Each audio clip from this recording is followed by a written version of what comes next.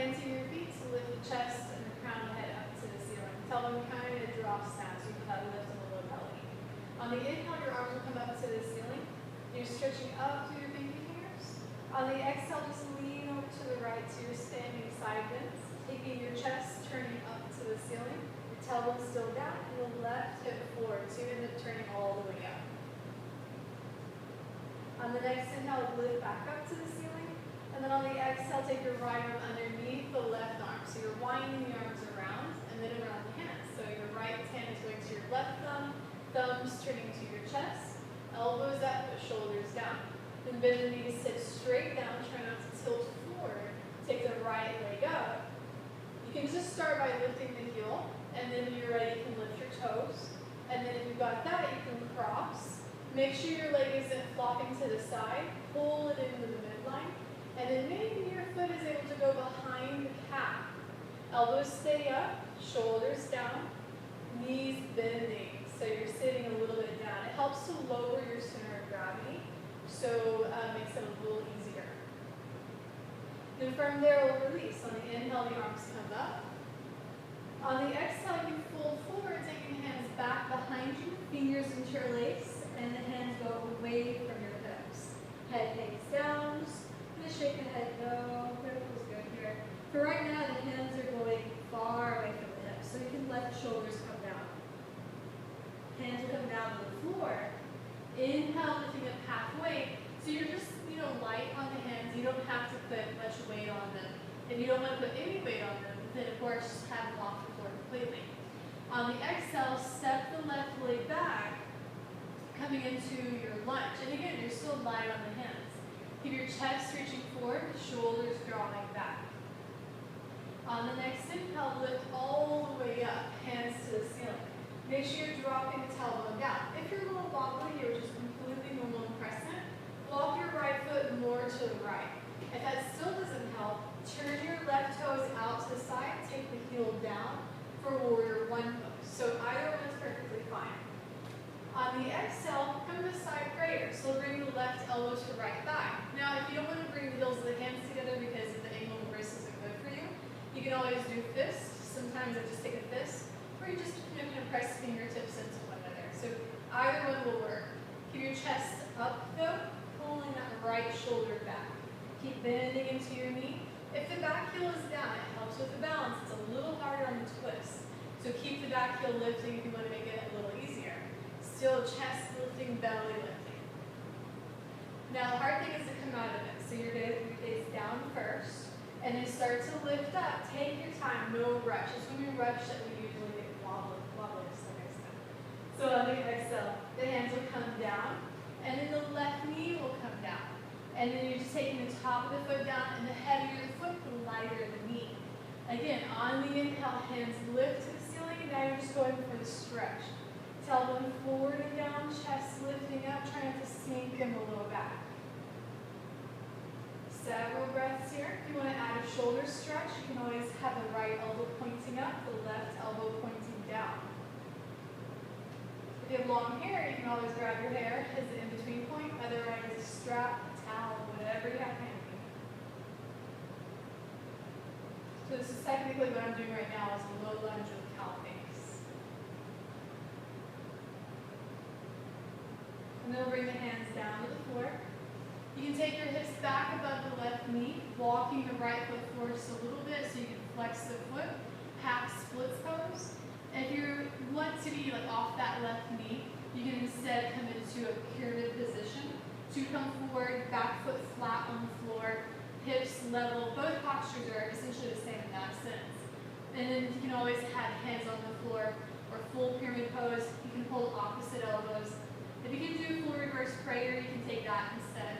So whatever works for you, granted 90 blocks. Even here with your left knee down on half splits, the higher you are, the easier it is. So you might need to lift up much higher. See if you can really flex the foot in your half splits to get a nice calf stretch.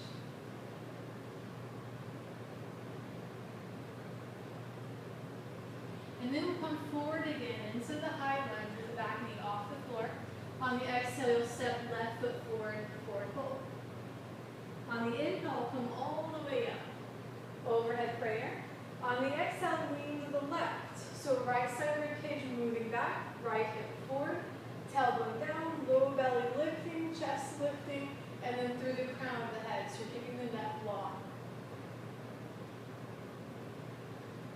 Next, inhale, both hands to ceiling.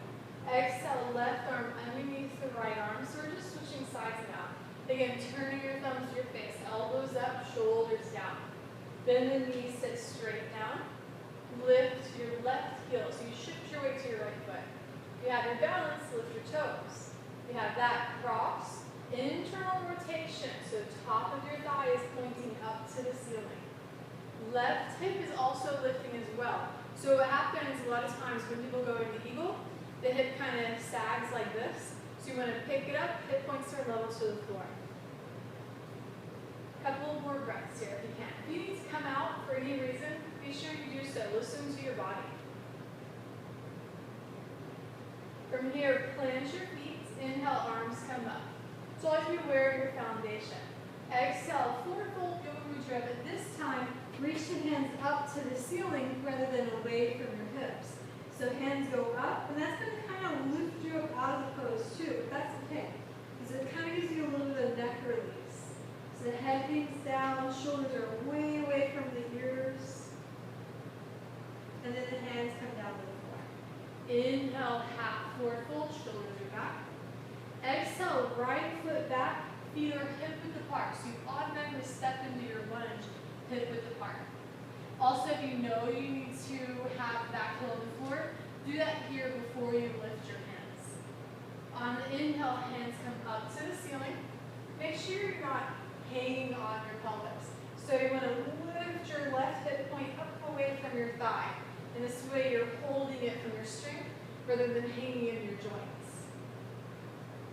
So you bend the left knee, chest comes up, you're angling tailbone down, even if the back knee's bending. Sometimes it's better to bend the knee anyway so you can really get your pelvis, which helps you get the low back. Into side prayer pose. So hands come to chest. Again, you don't have to stay in prayer hands. You can flip to fists and then twisting to the left. And here, because you're leaning forward, you can straighten out the back leg now. So you lean forward, nothing pulling on your spine anymore. So again, you're lifting up, broadening the shoulders slide back. Keep turning your chest to the hands. And you maybe are using your arm a little bit against the thigh to help you twist more. Just make sure you're never manhandling yourself in positions. Gaze can definitely stay down. Otherwise, you can be looking to the side or up over the shoulder. And notice I'm not dropping my head or sinking on my shoulders, so make sure you stay up, up, up. Looking down first to help with your balance. Come all the way up, hands to ceiling. You take a big inhale, and then exhale, hands down to the floor, so you can lower your right knee down. And try to soften here. I mean, you are kind of still holding it. Hands will come up to the ceiling. But you don't need to be gripping or over-engaging. So see if you can relax your left thigh a little bit. Keep lifting, tailbone dropping, go all the way up. The legs are pulling you down, forward and down. But then you're kind of scissoring in. So the left hip goes back, the right hip goes forward. And again, you always have that lift in your low belly. So that's what I love about your yoga practice. If you're doing it correctly, you're going to be always moving from your core. So you don't have to do a bunch of crunches or sit-ups or anything. You're going to get really strong, just making sure you're doing that lift. And of course, you have your cow-face arms, left elbow up, right elbow down. Using a prop if needed. And for a lot of people, holding these lunges, even this low lunge, is very tiring. So if you need to come out, make sure you do so you're always listening to your body.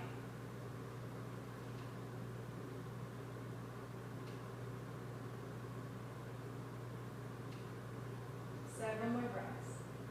So you can breathe into your hands to find that three-dimensional quality to your breath.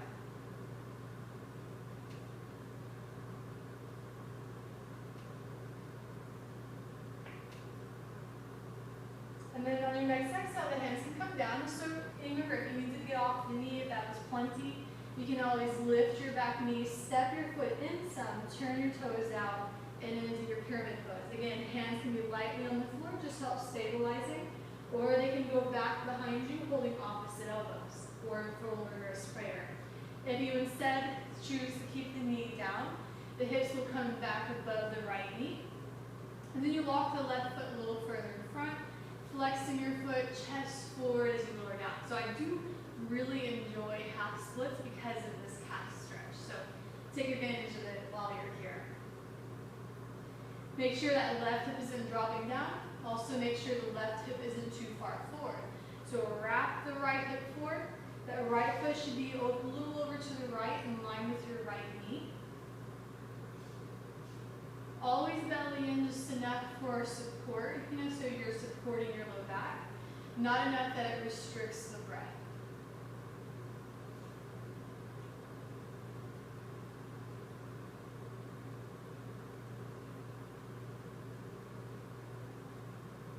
And if you ever need extra cushion for your knee, you can always fold the side of your mat over, or just place a blanket or a piece of foam or something underneath the knee. So we're going to walk over to the right. So your hands go to the side. Again, the hands are just light, you're on your fingertips. And as you walk to the side, you bring your toes down to the floor. And then you can lift up once you feel stable at your foundation. So simple practice, open gate differently.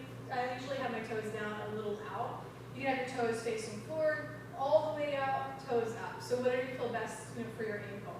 Keep your knee underneath your hip, your foot in line with your knee, draw up again. On the inhale, arms lift. On the exhale, taking it into your open gate pose. You're basically another side bend. For a lot of people, side bends are tough, and it's hard to breathe in side bends. So you just kind of stay relaxed and calm, and find what little river you can find the breath, and that's where you go into, and those little pockets, basically. And the next, just stay long. Side bends, a lot of people, they pull their head forward like this. So make sure you're just a little bit back, keeping the neck visible. It's way more comfortable that way too. On the next inhale, you'll lift the arms parallel, and you can, of course, drop the hands on the floor if you're a little wobbly during the transition.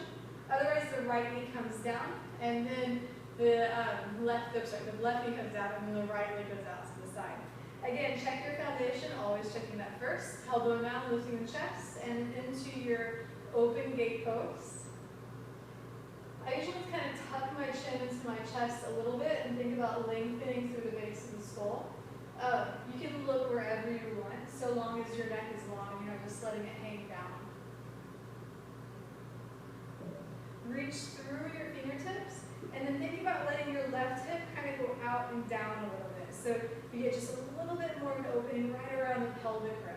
So it's not all just here.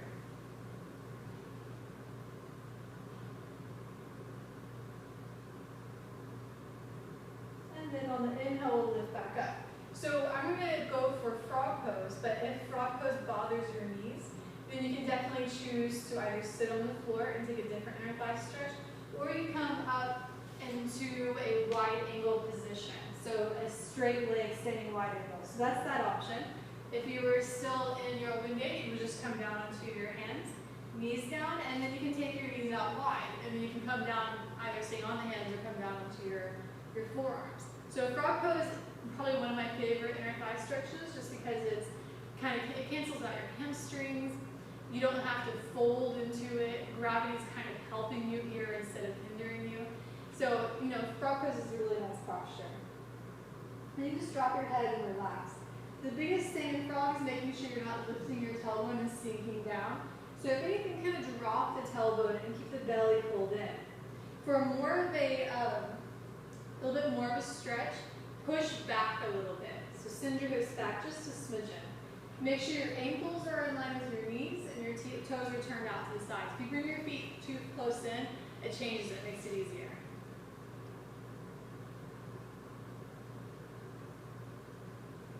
And then from here, we'll lift up, so knees together, stay on your forearms.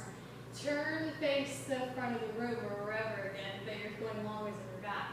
Staying on your forearms, walk the knees back. So you can definitely be in a forearm modified plank pose here, because the knees are on the floor.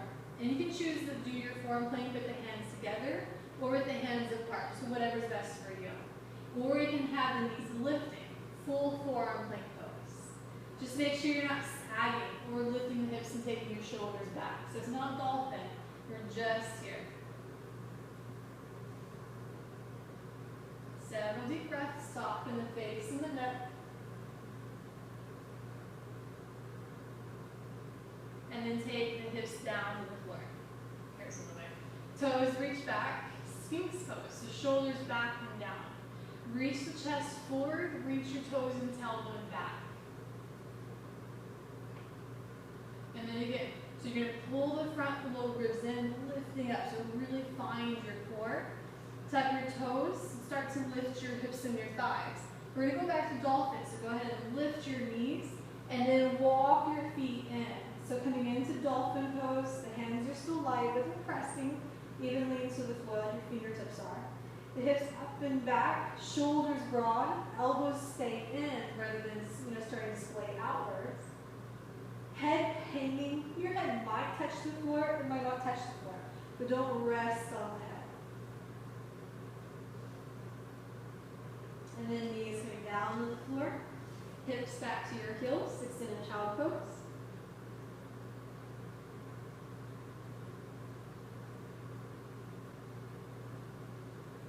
And then lifting up and just kind of sitting to the side so your legs will come out in front.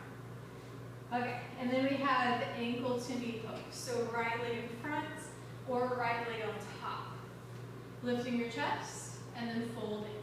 So your feet are away from your hips. They're not tucked in. If you tuck them in, even your bottom foot, it's a lot less of a stretch. So always like to flex my feet because it helps you to engage the muscles in the lower leg, protecting the knee and the ankles.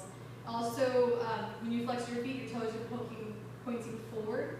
And if you have this foot too far back, you won't see your toes sticking out. So even if you're crossing, those toes should be poking out. So you know you are awake. You're folding, you're breathing. If you can, you're really moving from your pelvis. So if anything, what I like to do when I come down is I'm moving from my hips, but I'm kind of keeping my chest up. And then I move from my hips, but I'm kind of keeping my chest up. So it's not just chest down and then wherever you are is wherever you are. So really try to think about how you move into your postures. For the more low back stretch, you can walk over to the right in this case, since we have the left leg on top part. I think I switched it. There. Either way. What you do is you walk over to your top foot or your top knee, whatever is on the side. And you want to go in that direction. You can try both, but for me, that's the side that I get the best stretch for my low back, my lats. And then we'll lift and we'll switch sides. So crossing or stacking, lift up out of the hips, flex the feet, fold from your pelvis, reach the chest forward, lowering down.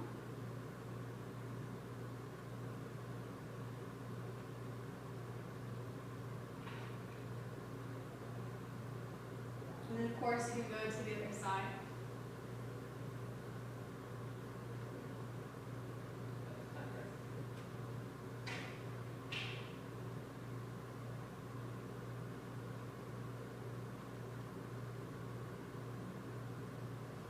And then we'll lift back up.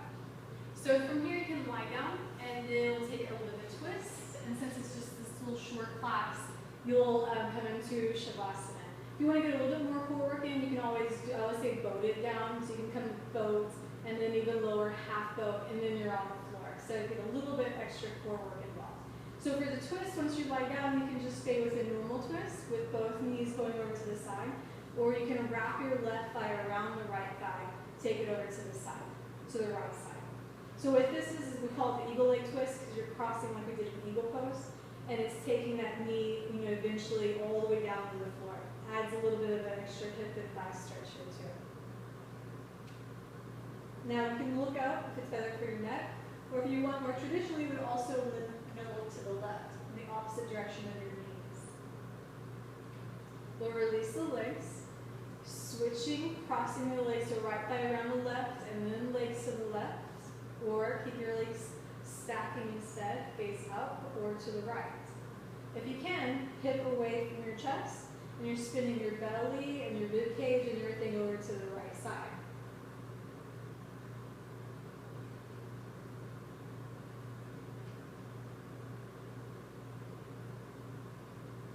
And then from there, you'll pick the legs up and you'll extend the legs out straight. Or if you have knee pain or low back pain, just have the knees bending and kind of falling into one another like that. So this could be your Savasana, or if you have a bolster, or straight legs to Savasana, so it just depends. And then just be here as long as you need to, so that way you can really let go and relax.